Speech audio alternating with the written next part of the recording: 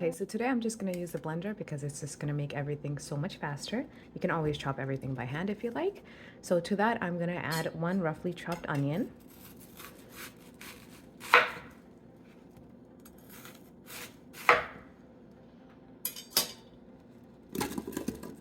And then we're also going to add in a handful of cilantro or coriander. I also have a couple of green chilies here. These ones are large green chilies and these are not spicy at all. I love the flavors of green chili, so I get these ones because I'm cooking for my kids as well and they can't handle too much spice, so these are perfect. I'm gonna break them in half with my hands and then just add that in as well. And we're just gonna blend everything together.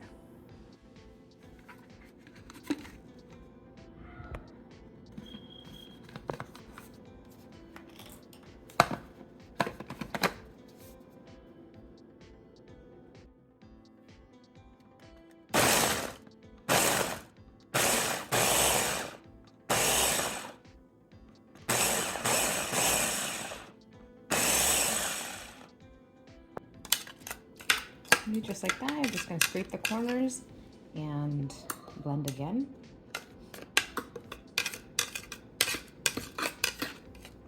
This is about the consistency that we're looking for.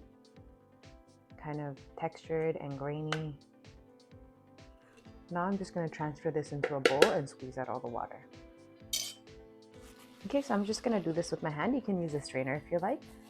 Just grab and then squeeze out the excess water.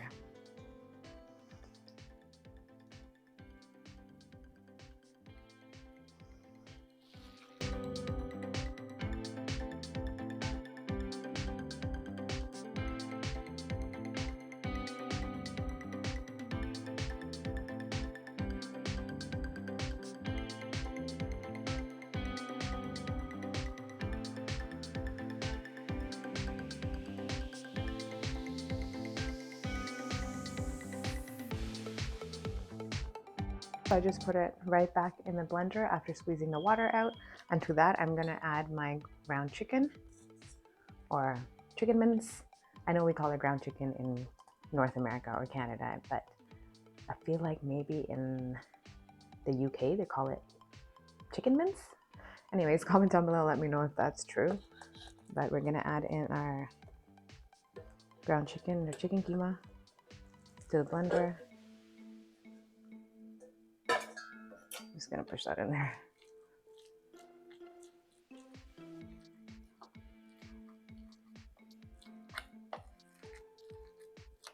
This is about 2 pounds of chicken keema. Ground chicken's in there. I'm gonna start adding all my spices. I'm gonna list them on the screen right now.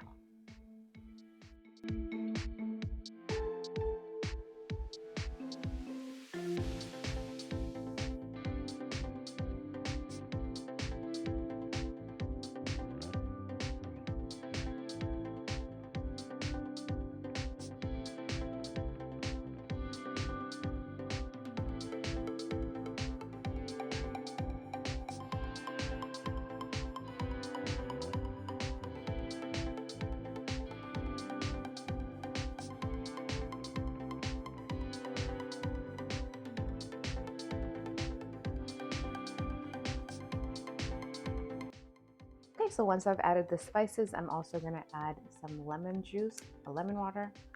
You can use fresh lemons if that's what you have. I'm gonna add about 1 teaspoon. That should be good. And then I'm also gonna go ahead and add some ginger garlic paste. I'm going to add about, let's see, 1.5 tablespoons of ginger garlic paste. Also adding some salt to taste. We have everything in there and we're gonna go ahead and start blending everything together.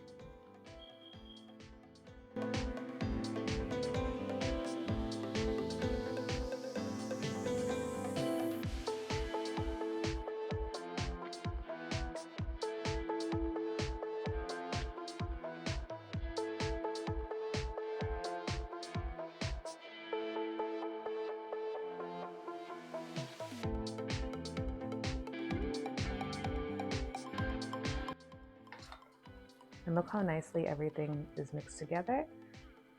The mixture is ready to go. If you guys want to use it right away, you can. I would recommend letting it marinate for at least 30 minutes before we start forming the kebabs.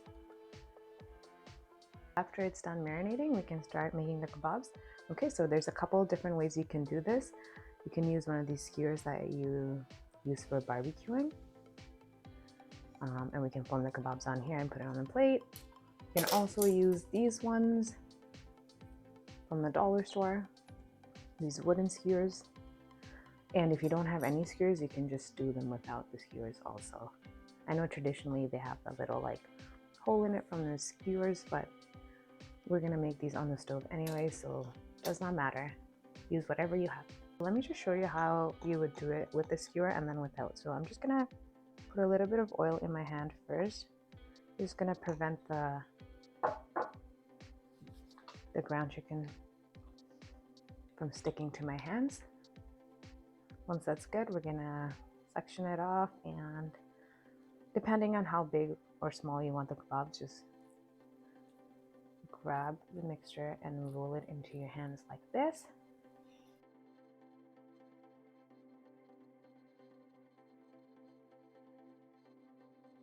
Then we're gonna press gently and make it longer into the shape of a Seekh kebab,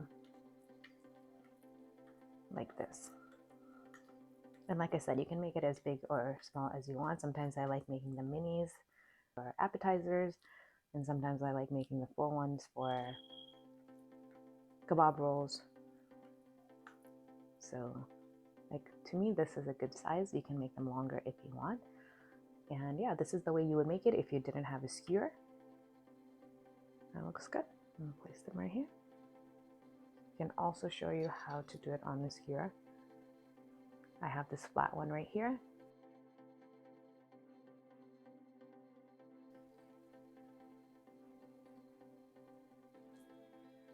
Okay, so I'm just gonna grab some of this kebab mixture and I'm gonna place it onto the skewer. I'm gonna do it on the closer to the tip because I don't want to make them too long. And I'm just gonna gently squeeze it together until it kind of sticks to the skewer, like so. This could be kind of frustrating sometimes. Sometimes it falls off, sometimes the mixture is too runny, so it doesn't hold on to the Seekh or the skewer. What you can do if your mixture is too runny is you can add 1 or 2 tablespoons of flour, and that should make it a little bit thicker. Okay, something like this, and then we're gonna slide it off.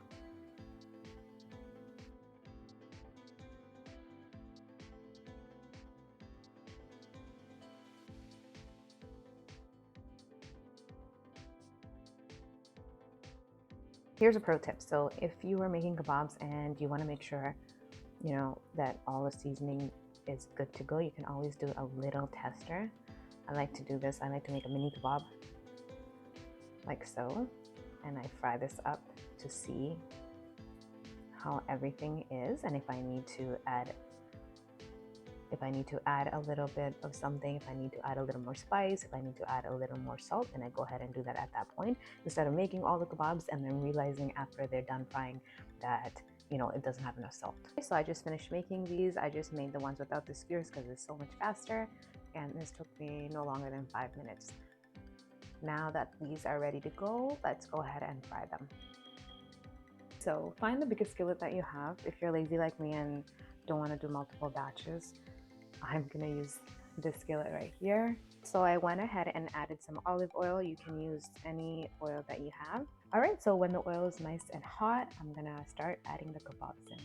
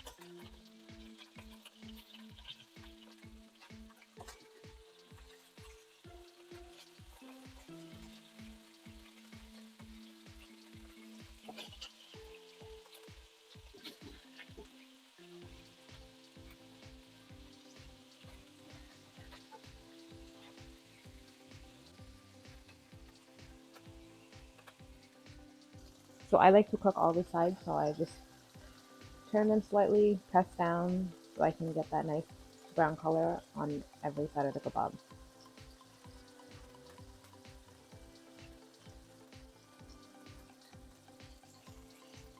There we go. These are done. They took about 8 to 10 minutes. They look perfect. And I'm just gonna go ahead and plate them now. Hope you guys enjoyed this video. Thank you so much for watching. If you guys like this video, make sure you guys give it a big thumbs up. If you guys enjoyed this recipe, make sure you guys subscribe to the channel. I would really appreciate it.